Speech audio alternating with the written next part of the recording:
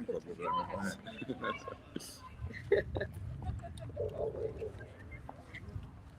Good morning.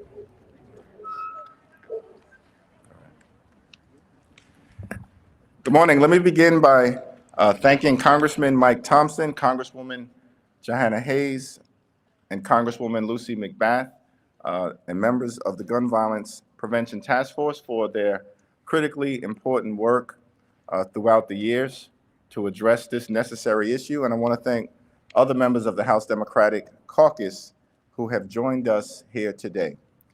From the very beginning of this Congress, House Democrats have made clear that we are ready, willing, and able to find bipartisan common ground with our Republican colleagues on any issue, including gun safety legislation, in order to improve the quality of life of everyday Americans.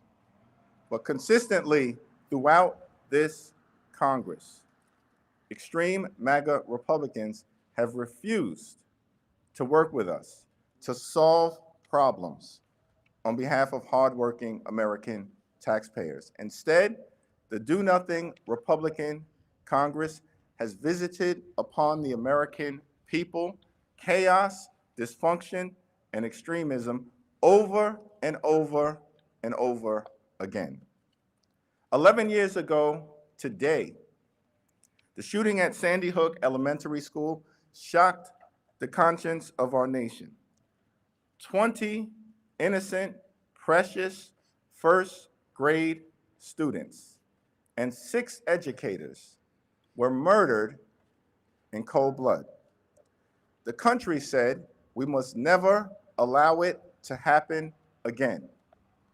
But this year alone, there have been 635 mass shootings in the United States of America.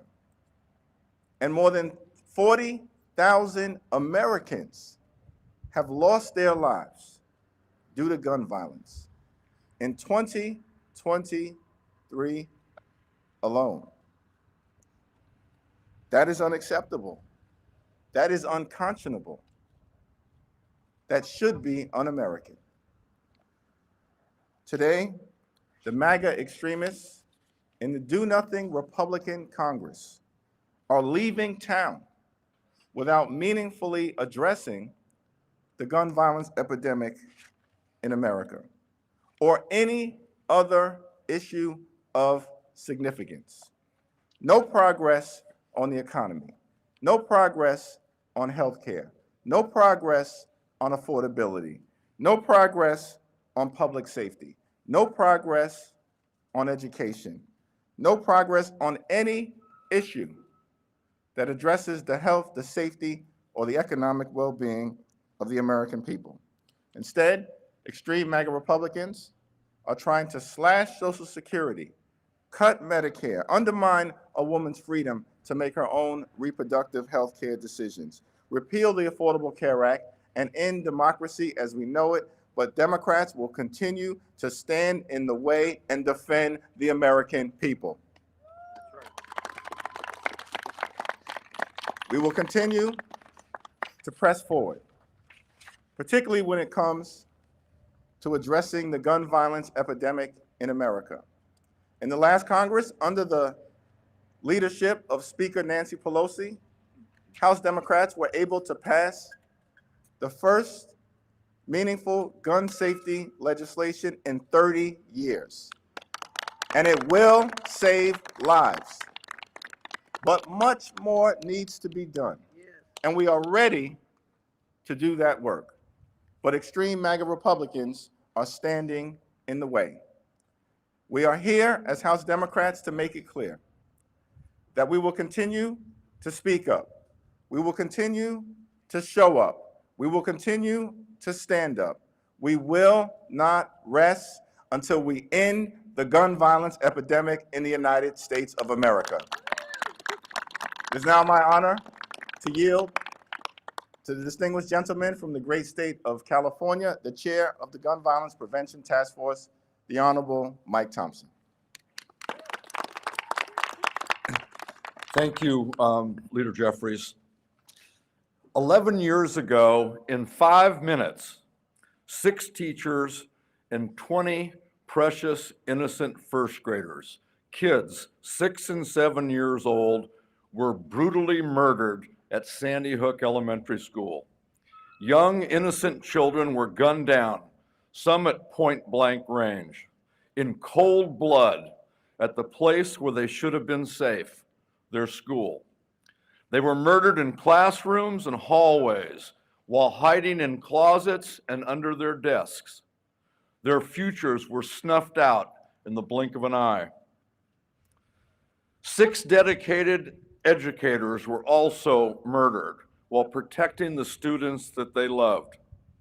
The families of Newtown experienced imaginable tragedy that day, and that tragedy has stayed with them every minute of every day since.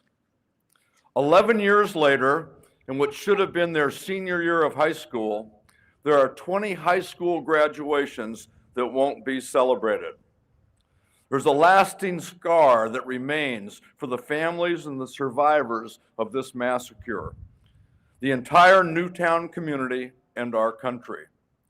December 14, 2012 was one of the darkest days in our nation's history.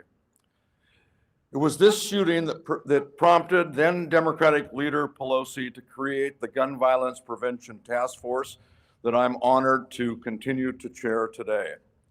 We've seen some progress when it comes to gun violence prevention, but it took 10 years. And while it was a step in the right direction, it's not enough.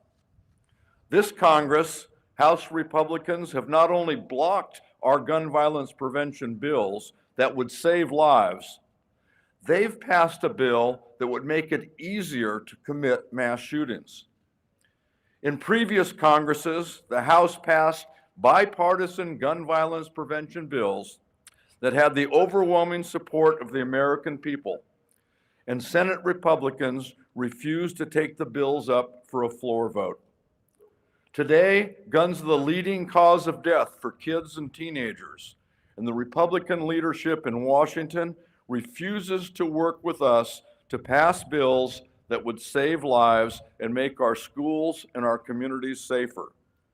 The only place in the United States of America where gun violence prevention is a partisan issue is in the building that we stand in front of this morning. We owe it to every family who has lost a loved one to gun violence and every parent that worries about gun violence when they send their kids off to school to do all we can to keep firearms out of the hands of people who are a danger to themselves or a danger to others. Republicans must stop blocking efforts to keep our kids safe. On this 11th anniversary of Sandy Hook, my heart still breaks for the Newtown community and the families of those we lost. Thank you, Leader Jeffries, for being a steadfast partner in putting our kids over the gun lobby and working to pass bills that would help keep our communities safe. Now it's my honor to introduce one of the vice chairs of the Gun Violence Prevention Task Force and the representative from Sandy Hook Elementary, from the Sandy Hook community, and a school teacher herself, someone who knows the pain that was felt that day and has been felt every day since, our distinguished colleague, Johanna Hayes. Thank you. Thank you, Leader Jeffries, Chairman Thompson, and to all my colleagues for being here today. Today marks 11 years since 20 innocent children and 6 courageous educators were murdered in my district at Sandy Hook Elementary School. Newtown was forever changed that day, and our community has been bound by grief. 5 years ago, when I got elected to Congress, I took out a piece of paper and I wrote the names of those 26 people on it. I put that piece of paper in my pocket and I brought it here with me to DC. I taped it to the back of my door in my office, and every time that door closed, I looked at the names of those kids and was reminded of the work that I had to do in this Congress. I brought with me their stories, the memories that their families had shared with me, the hopes and dreams that they will never have the chance to realize. I also brought with me a promise and a commitment to action. My very first piece of legislation in the Congress, and what motivated me to run in the first place, was threats to arm teachers as an answer to preventing school shootings and gun violence. My commitment to work to ban assault weapons has not waned. My commitment to expand background checks is even more resolute. My commitment to keep children alive is why I am here. On that day, my students asked me, "Miss, why aren't the adults doing anything to make this stop?" My students, who were then 17, about to graduate from high school and enter the world where they would be advocates and enthusiasts and speak on behalf of a safer community and a life in a world that they wanted to live in. My students are enjoying those things today. Today I speak to the now 17-year-old students who survived Sandy Hook to let them know that I am still here fighting for you.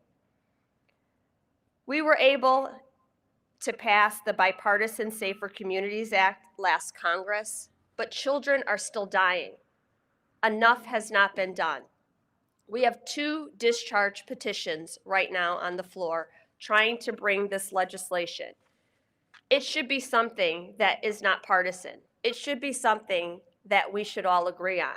But either way, it should be something that we are putting on the floor and taking a vote on so that the American people know where we stand on gun violence. I ask my colleagues to remember their commitment to the people that they serve. I ask my colleagues to remember those students, now 17-year-olds, about to graduate from high school. I ask you all to remember who is doing the work and who is not doing the work, and make sure we are voting in leaders that are committed to keeping children alive. I ask that we join together to end this gun violence epidemic. We will never forget those tragically murdered at Sandy Hook, but let us honor their memory with action, not with speeches, not with press conferences, not with color campaigns, but with action. Congress has the ability to legislate. We make the laws. That's what I taught my kids. We have the awesome responsibility of looking at our laws and saying, this does not work. Let us change it. Let's keep this piece, but reframe this piece. We have the ability to do that. I promised kids that we would do that. We need your help to make sure that this epidemic ends. I am so just honored to work with this group of people who, like me, believe that schools should be safe places, that our children should be able to thrive in their communities, and are committed to working side by side with me to do that work. I ask you all to pray for my community. These are the strongest, most resilient people you will ever know. These are people who have shared their pain with the world under a microscope. These are people who have grieved out loud in order to make sure that no other family has to endure this unimaginable pain. So today I ask you to hold them up because they need us. They need us all to let them know that they are not in this fight alone. And someone who just has just been a rock and a hand to my back through every shooting, through every anniversary, through every piece of legislation that has been blocked and stalled. Someone who will not stop until this epidemic is ended. A mom on a mission, Representative Lucy McBath.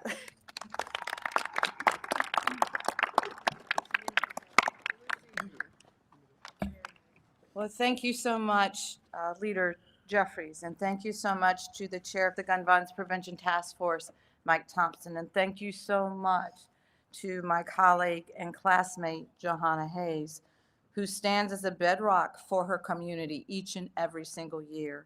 And we're grateful, truly grateful to have her standing on the front lines for gun safety. Today is a very, very difficult anniversary. one on a list of far too many in this country. 11 years ago today, I was still reeling from the pain of losing my own son, Jordan, when the news broke of a shooting at an elementary school. 26 families joined a club that no parent wants to be a part of. When 20 children and 6 of their teachers were murdered in their classrooms. Babies were robbed of their privilege of growing up. I watched that, sick to my stomach, as our leaders offered empty thoughts and hollow prayers. And our nation sat by helplessly as we saw gun violence rip apart our communities again and again and again. I am so proud that we have made historic progress in the 5 years since I came to Congress. But there is still so much more work that needs to be done.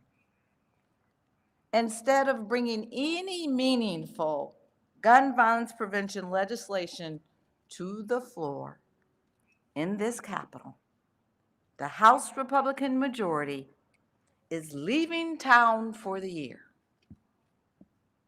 The victims and the survivors all across this country deserve better than that. The families and classmates from Sandy Hook deserve better than that. The American people deserve far better than that. How many more must we lose? How many more broken families? What will it take for our Republican majority to have the courage to stand to do what is right? How do they look at the broken families and the broken parents and the broken communities that suffer the same tragedies? How do they look at them each and every single day and say, I represent you, and I'm protecting you, and I'm keeping you safe? How do they even sleep at night? America, we deserve far better than this.